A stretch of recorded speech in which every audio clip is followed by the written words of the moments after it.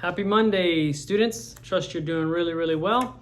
We're going to be doing the Christian or the idea of man. So pull out this history number 3 page, the idea of man, and we're going to be going over some things. Now notice the first thing on your paper is to define pagan and to define Christian. Now notice, lately I've been talking to you about nouns and adjectives, and see on here it says pagan as an adjective. What is an adjective? An adjective is a part of speech that describes a noun.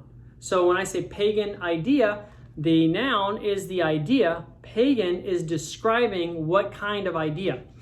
In your 1828, I'm going to pull up 1828. That's like 1, 2. That's what I do every morning. So I got these awesome muscles.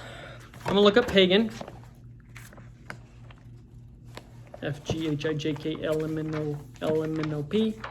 See, you need to know the alphabet. L-M-N-O-P, pagan, P-A-G, P-A-G.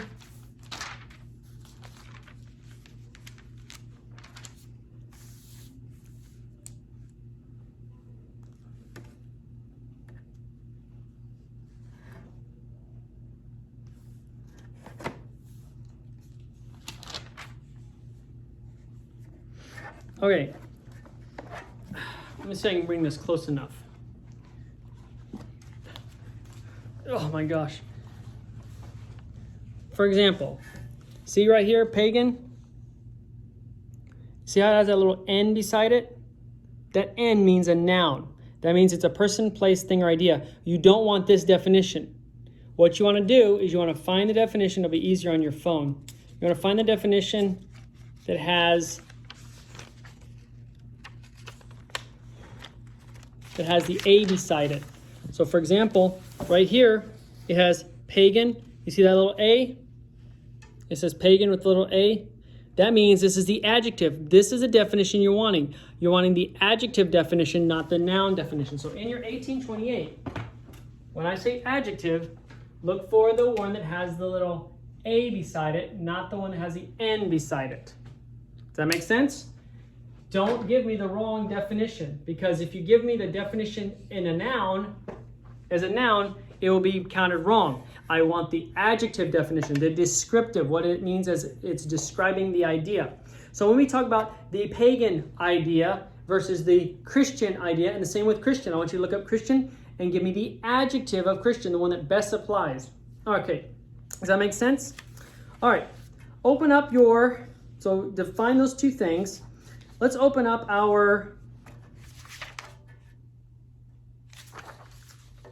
let's define our Christian idea of man. We're going to diagram the differences. So I'm going to draw them and you can follow along on your paper so you have it right here. All right? Over here, let's put Christian idea first.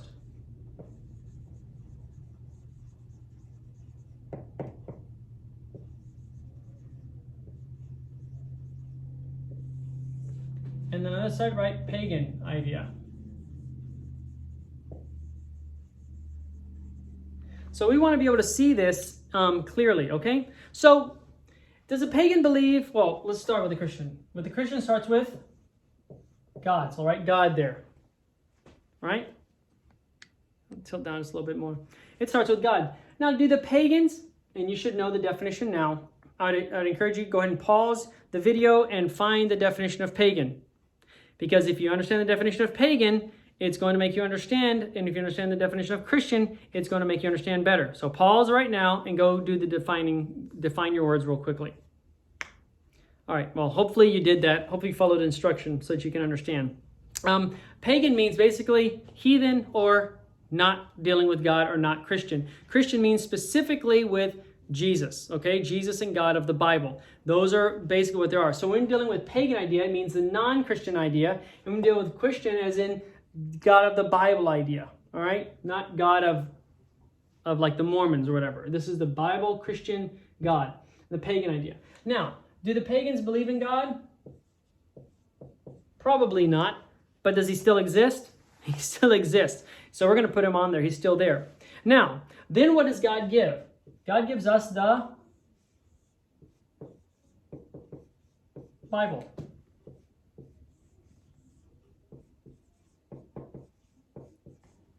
So these are facts, okay? That God exists. God gave us his word to lead us and guide us. The pagans, God's in their world too, even though they don't acknowledge him. And he's also given them the Bible, even though they may not read it. They're still responsible because the truth is there, okay? So it goes from God to the Bible. And then in the Christian idea, it goes from the Bible to the, let me draw a good circle. Individual. Fit it in the circle. I couldn't fit it. Into the individual. Okay? We get a look closer. Hopefully y'all can see this better. Okay? To the individual. Now, so God has authority. He gave authority to his word to direct and guide us. So we listen to his word. And then he gives authority to the individual. Now, from where does the individual go? Where does his authority go out to? He has authority over the home, right? Doesn't he have authority over his home? The individual has authority in the church. Because what is the church made up of? Of individuals, right? Of course, the school. Your parents have authority in your education. And they have that because they're choosing to put you here. Okay, so they have the authorities got an individual there. And then also over the civil government. Okay, make this fit better than I did. I'm trying to make it so y'all can see it all on the board. The civil government, which means the city, the state, and the nation. So notice the flow of power, okay? You have God who has all power. He's given authority to his word, and through that, we now have authority to govern ourselves. As we govern ourselves, we also have to govern our home. We have to govern the church. School will be falling in there, and we have to govern the state. Notice the three divine institutions: the family, the church, and the state. These are the three things that God designed. And of course, the school comes out of the family. Okay, we have to realize that the school is responsible to the family. Schools are not supposed to be independent from the family. They're supposed to be responsible to, I'll do it this way, that might be better, responsible to the family. Now, notice we have the city, the state, and the nation, because we're responsible for civil government. God gives us the authority and told us that we are to elect our leaders. We are to choose the right kind of leaders. And if we don't like what's going on, we choose different leaders. That's the responsibility that we have. And this is the flow of power. Notice who's over the home. It's the individual who's in submission to the Bible, who's obedient to God. Who's in charge of the church? It's individuals who are obedient and submitted to the Bible and obedient and submitted to God. Who's over the school? Ought to be parents who are submitted to the Bible and obedient to the Bible and obedient to God. Who is in charge of the civil government? It's the individuals who should be submitted to God, who should be obedient to the Bible. This is how it ought to work. This is the flow of power. Okay? This is the Christian idea of man, that God has power. He revealed it in his word. He gives us a certain amount of authority. We're governed and ruled by God. And then we govern the home, the church, and the state. And of course, we'll add school there, even though it comes out of the family. We govern the home, the church, and the state. Meaning in our city, which is Reedley, in California, and then in the United States. Now in Mexico has cities, it has states as well, and it has it is its own nation. France has, I think, counties or something like that, but it has cities, right? And that's how it's supposed to work. Now let's go over here a little bit to the pagan, and we're going to contrast a little bit. Now, does a pagan acknowledge the power and the authority of being responsible and obedient to the Bible? Of course not. So basically, we have man, right? Man is over who? The individual. And this man could be a king, an emperor, a dictator, or he could be Maybe like what we have is a bureaucracy.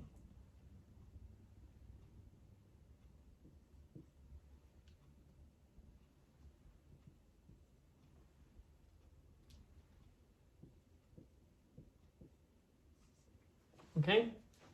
Bureaucracy just means it's that the government's so full of people doing different jobs, okay? So notice the difference here. With the Christian idea of man, God is at the top. And then man is over what? Over the home, the church, and civil government. Here, the pagans ignore the Bible, and there's one man over the individual, which means one man governs all men. Here, you have it differently. That God is governing man, and man is governing the institutions. Okay? Now you notice also in our nation we have a separation of powers even in the way our government is formed. So this is the Christian idea, and here's the pagan idea, which is man over man. But here it's each individual governing what? Themselves, and then exercising the authority in the area that they've got. The king here can bring his authority into the home, he can bring his authority into the church, and he can bring his authority into the civil government.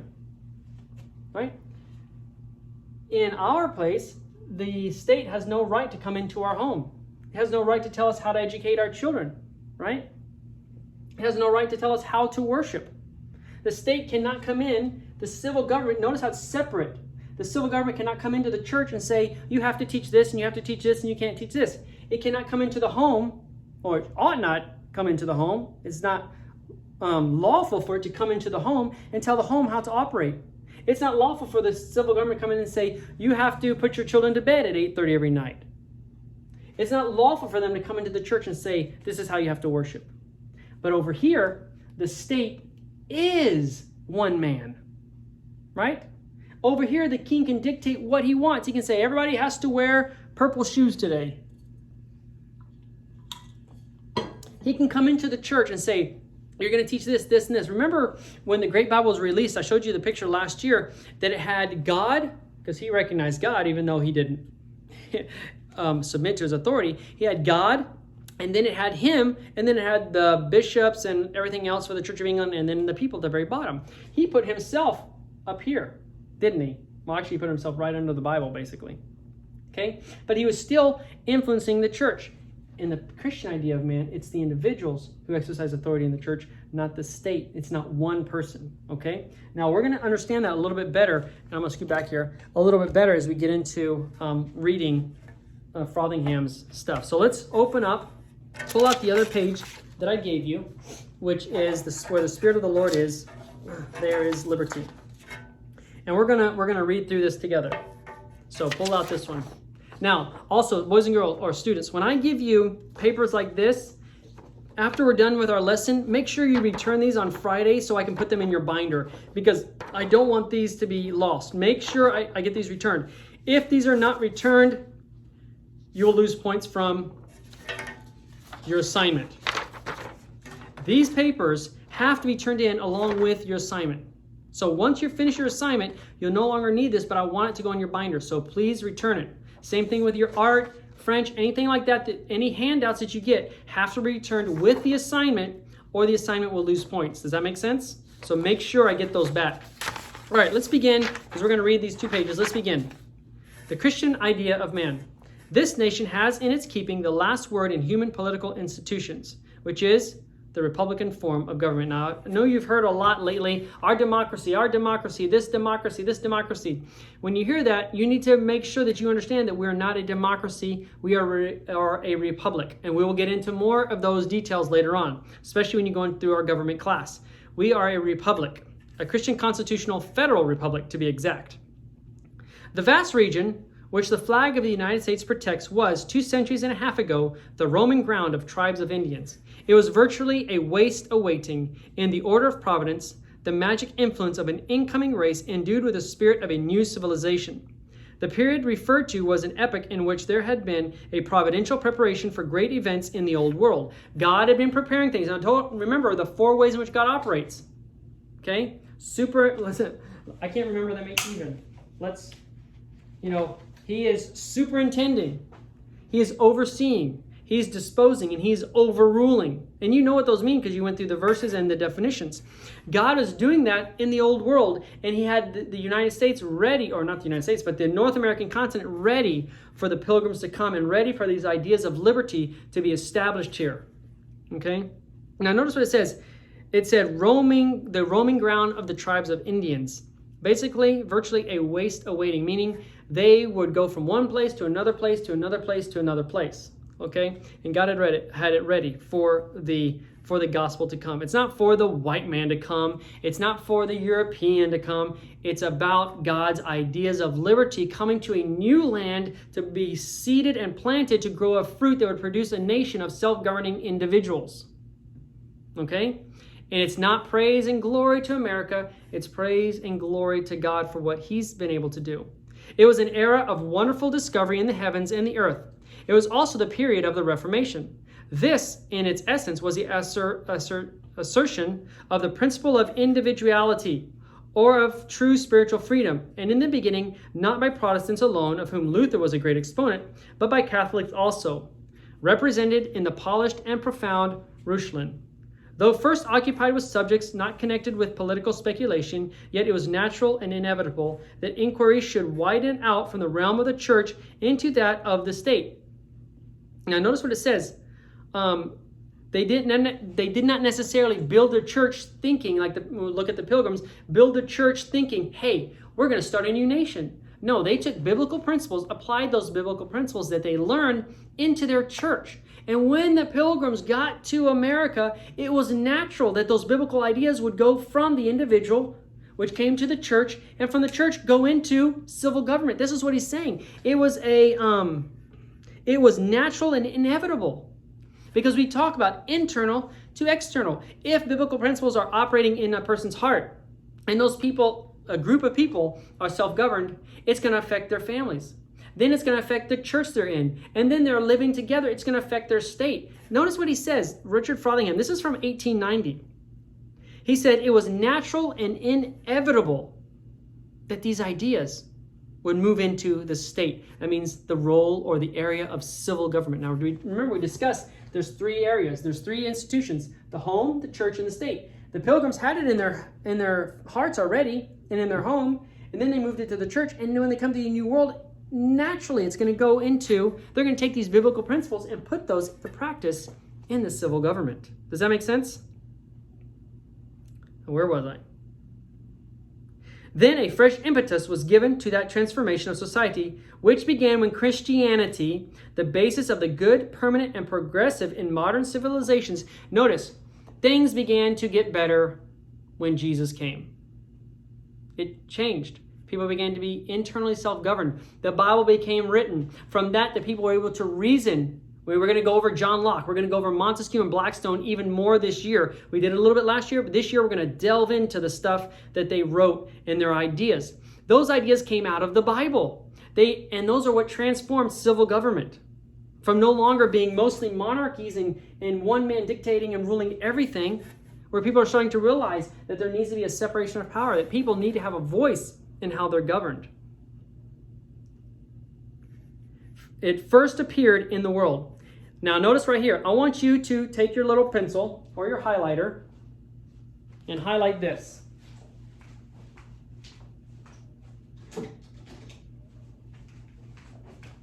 Starting right there, where it says, at that time, social order rested on the assumed natural inequality of men. See? Highlight it. I want you to highlight that. I'm going to check your highlights, by the way, as well. The individual was regarded as a value only as he formed what?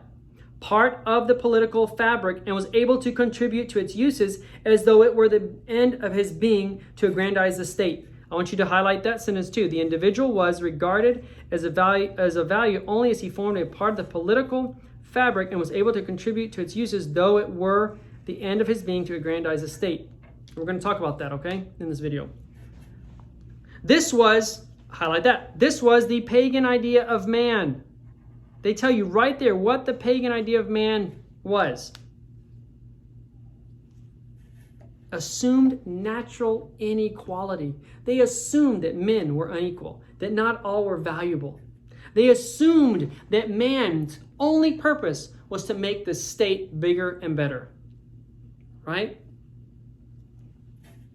As we study in our timeline, you can't see our timeline, we got the timeline up here. That's all we see from Babel all the way to Egypt. And who else is on there? Egypt, and then we have Nineveh, and we have the Medes and the Persians, and we have the Greeks, and then we had Rome, and then we had the old ways of England. This pagan idea of man, that man's job is to make the state better. And if he does not help make the state better, then he's of less value. Meaning the smarter people are more valuable than those who aren't as smart. The weak people are not as valuable as those who are strong. The unhealthy are not as valuable as those who are healthy, because the healthy ones can work hard, they can do things, right? They can benefit the state. Do you understand the reverse of that? Now listen what this says. The wisest philosophers of antiquity could not rise above it. Meaning Plato, Aristotle, Socrates, all these guys could not get past this idea of the natural inequality of man. They could not get past the idea that there was different values for different people, that not all people were as valuable. Notice this. Its influence, what influence? The influence of the pagan idea of man endued the pagan world. Means it was saturated, right? You can take a pitcher of water, you can drop some food coloring in it, stir it up, and guess what? That little drop colors a whole thing of water, doesn't it? This is what the pagan idea was. It was everywhere. You could not get around it. It was everywhere. It was the common thought that people were unequal, that there are some people who are more valuable and some people who are less valuable. The state regarded as of paramount importance, not the man, but the citizens whose physical and intellectual forces it absorbed. Highlight that. The state regarded as of paramount importance, not the man, but the citizens whose physical and intellectual forces it absorbed. Oh, well, we don't care about, it's not about the man, it's about what the man can do for the state. And if he can do it for the state, oh my goodness, we're going to take him and he's just going to become part of this grand scheme, this grand thing called the state. We're going to absorb him in. He's going to be part of us until he's no longer useful. Then we'll throw him out. If this tended to foster lofty civic virtues and splendid individual culture in the classes whom the state selected as turn the page over, as a recipient of its favors, it bore hard on those whom the state virtually ignored. Basically, he's saying what happened to those who benefited the state, who did good things for the state, who the state loved and appreciated because they could perform for the state. Oh man, accolades and praise and money and fame would fall upon them. But those who did not really benefit the state, it bore hard on those whom the state virtually ignored. Who did the state virtually ignore? Laboring men, mechanics. Now, mechanics is not cars, right? It's people doing things with their hands. Blue-collared workers, right? The poor, captives in war, slaves, and women. Notice what this pagan view does. It elevates man, male, masculine, over women. The pagan idea is inequality, that man is more important than woman. But you got the Bible, we'll talk about this later, that says we're all equal in Christ. There's no male nor female. There's no slave or free. We're all perfectly equal. The Christian idea of man. Boys and girls, students, this is so important because you see this idea even today in the United States. It's still here, this idea of inequality. And there's certain people trying to fight for certain kinds of equality, but it's not according to biblical methods and biblical ways. And we'll discuss how things like that are supposed to happen. Okay? But notice who were the ones who were really chastised by the state and who had a hard life. It was the laboring men, the mechanics, those who work with their hands, and the blue-collar workers and stuff like that, the builders and, those kind of things. The poor, the captives in war, slaves, and women. This low view was exerting its full influence when Rome was at the height of its power and glory. Notice, I want you to underline that. This low view of man was exerting its full influence when Rome was at the height of its power and glory. This means when Rome was at its best. All right? It wasn't just beginning. It wasn't it's when Rome was at its peak. The most powerful, the most glorious, the most wonderful Rome would ever be. Notice this. When it was the best ever. What was happening? This low view, this pagan idea of man was exerting its full influence, meaning it permeated everything in Rome, meaning that was the norm. This is pretty amazing because people nowadays like to look back at Rome and say, oh, Rome was great and Greece was great and all these things were great. But here, this author, this historian, he's saying that when Rome was at its best, this pagan idea of man was at its fullest influence. Exerting its full influence, meaning it was in complete power. It was right there. The glory of Rome, the pagan idea of man. They were together. They could not be separated.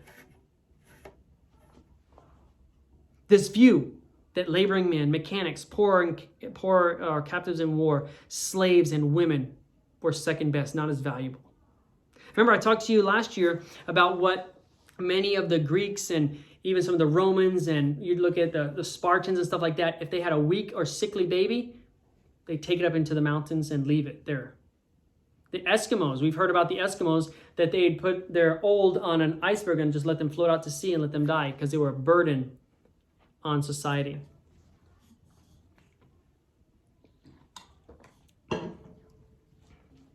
Getting rid of people because they're a burden, because they're difficult, that's a pagan idea of man. But now, God working, right? God is doing what? Superintending, overseeing, disposing, and overruling in all of history and all of creation. Notice what it says. I want you to get out a different pen because now we're going to deal with the Christian idea of man.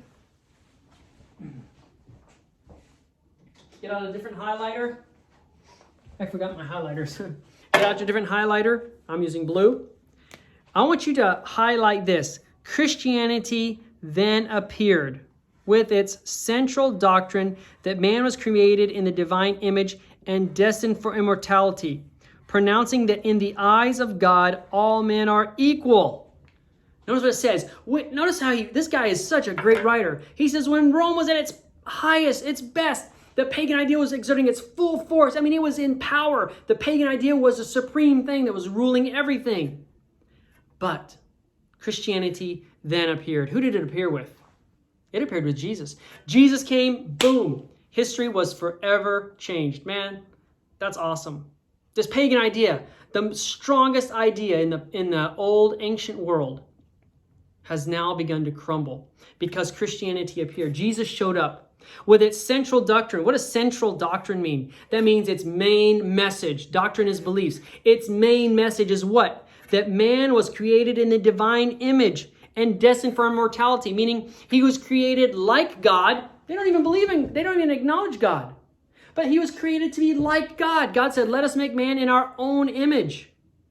He was created in the divine image. That right there puts a value on every human being. Because if every single person is created in God's image, every single person has intrinsic value, meaning they're just valuable because they exist. It doesn't matter what they do. It doesn't matter what they don't do. It doesn't matter what they can or can't do, how sick they are, how strong they are, how skinny they are, how fat they are, how ugly they are, how pretty they are, how much hair they have, how much hair they don't. They're still valuable. It doesn't matter. The simple fact of them existing places value on them.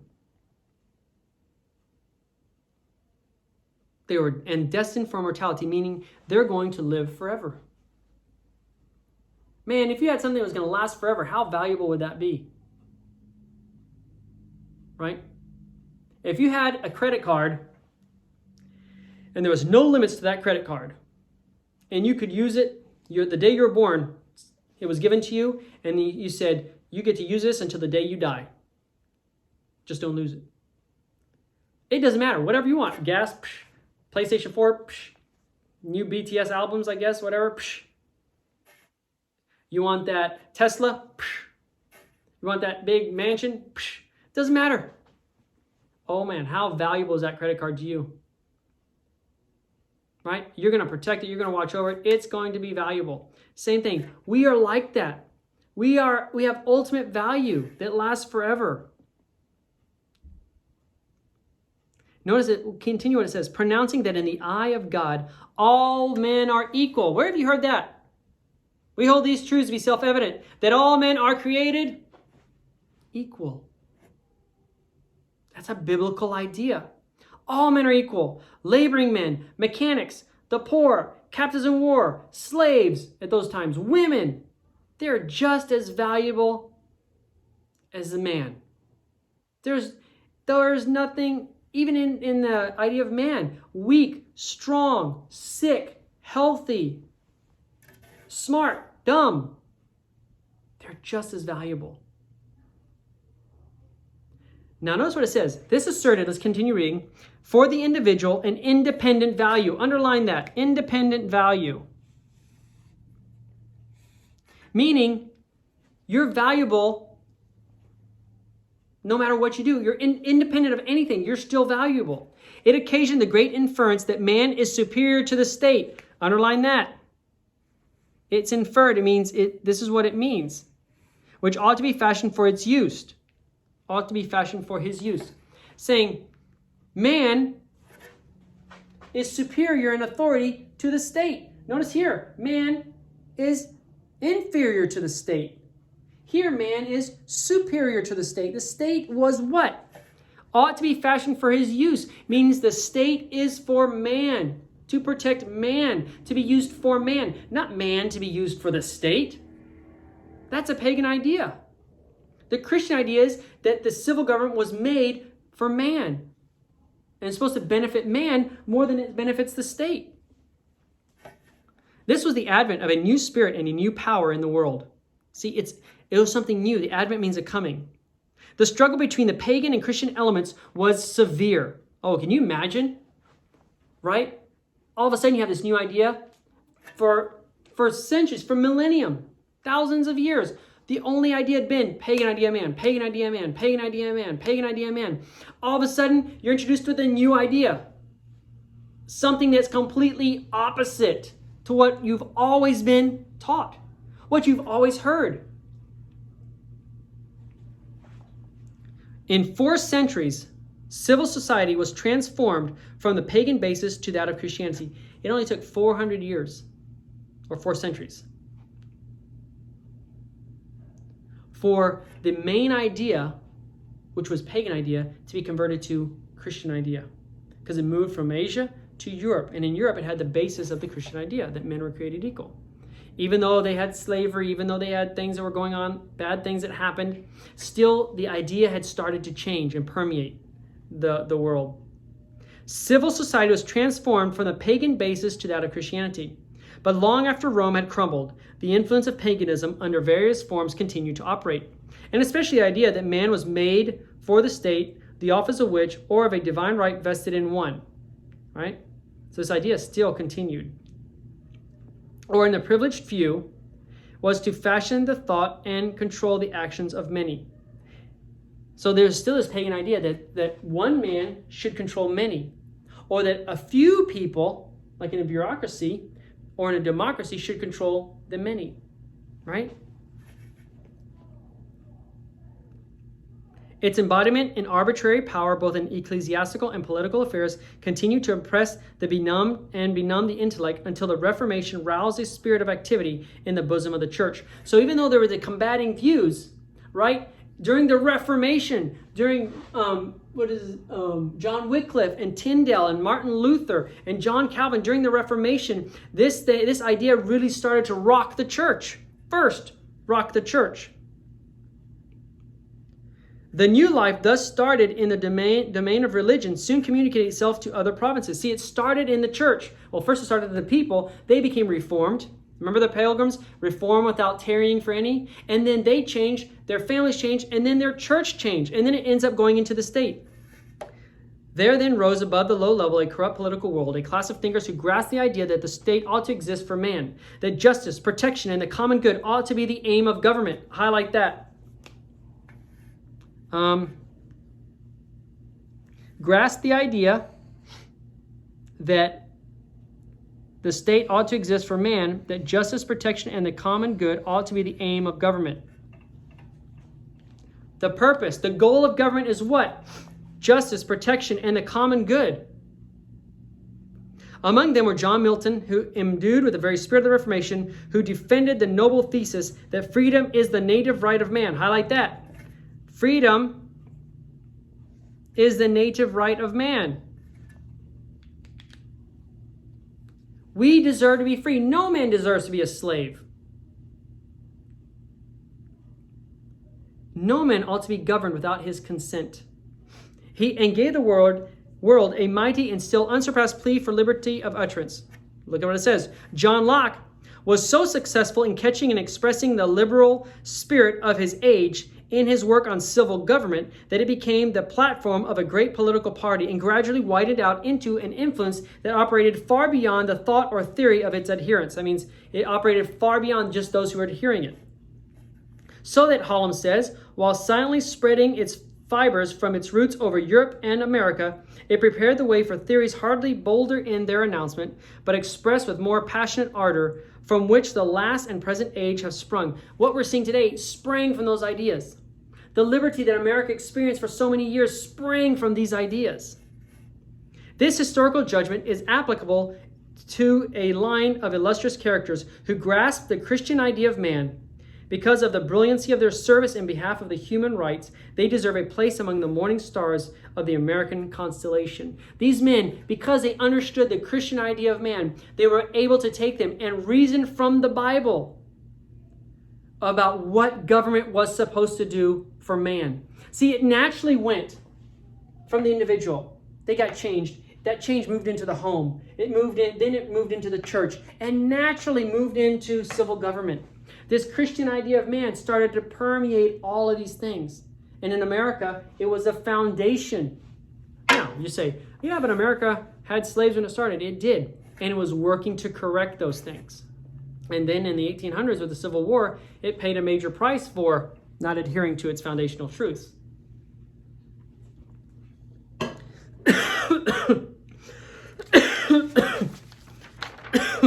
Excuse me.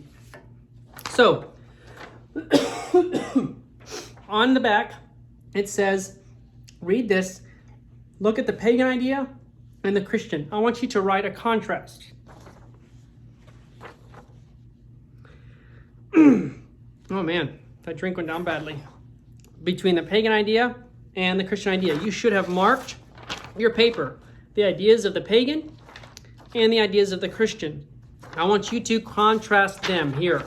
So put what the pagan idea believed, put what the pagan idea was, and then the contrast or the opposite of what the Christian idea was. So for example, you're going to write, on one side you'd write dark, and what would the opposite be? Light. Okay? So go through this, go through what we read and write those down. Then number 3, write and reason through the diagram you drew and contrast the two views of man and write which views provides the greatest liberty to the individual and why. Okay, show why they're different and why it gives greatest liberty to man. Okay, so I want you to think through what you wrote here. If you have any questions, feel free to give me a call, and I'm here to help if you need me. All right, we'll see you on Wednesday for your next class.